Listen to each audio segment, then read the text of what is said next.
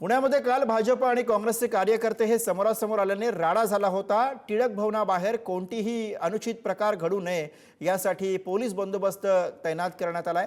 काँग्रेसच्या कार्यकर्त्यांशी बातचीत केली आमचे प्रतिनिधी श्रेयस सावंत यांनी। पुण्यात खऱ्या अर्थानं दोन कार्यकर्ते समोरासमोर आले, ते मुंबईत घडू नये म्हणून सिक्युरिटी मॅचवर ऑर्डर आले। सर, खऱ्या अर्थानं आपण बघतोय पुण्यात जी गोष्ट घडायला नको ती गोष्ट घडली, दगडफेक सुद्धा झाली। आता पोलिसांचा मोठा पोस्टपाड इकडे आला, कसं काय गोष्टीकडे बघतो? इथला काँग्रेसचा कार्यकर्ता सजग आहे। मुळात हा मुद्दा चुकीच्या तऱ्हेनं मांडला जातोय। याच्यामध्ये छत्रपती शिवाजी महाराजांचं महत्व कमी करणारा जगात कोणी नाही।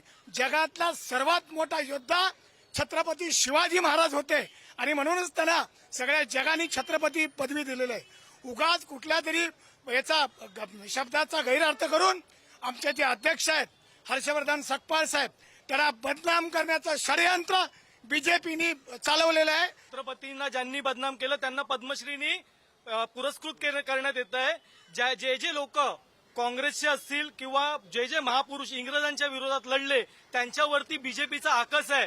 आणि मग ते टिपू सुलतान असतील, छत्रपती शिवाजी महाराज असतील, गांधीजी असतील, नेहरूजी असतील, काँग्रेस पक्ष असेल, बीजेपी आणि आरएसएस काँग्रेस स्वातंत्र्य युद्धात नव्हते, त्याचा कुठेतरी आकस आहे यांच्यावरती। म्हणून जे स्वातंत्र्य सैनिक होते त्यांच्या विरोधामध्ये सातत्याने येण्याचं यांचं काम आहे बीजेपीचं। प्रश्न असा आहे की या कोश्यारी ज्यावेळेस या महाराष्ट्राचा राज्यपाल होता त्यावेळेस पदावर असताना त्याने छत्रपतीच्या विरोधामध्ये अत्यंत वाईट भाषेमध्ये त्यांनी वक्तव्य केलं होतं।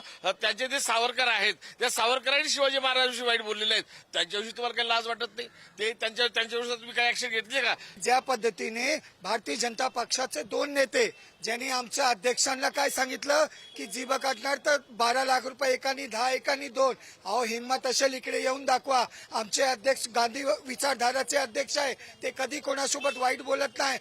महाराजांची प्रतिमा धूमिळ करण्याचं काम भारतीय जनता पक्ष करतात आहे, त्यांचा आम्हाला निषेध आहे। आम्हाला सोबत श्रेयस बुरा न्यूज मुंबई।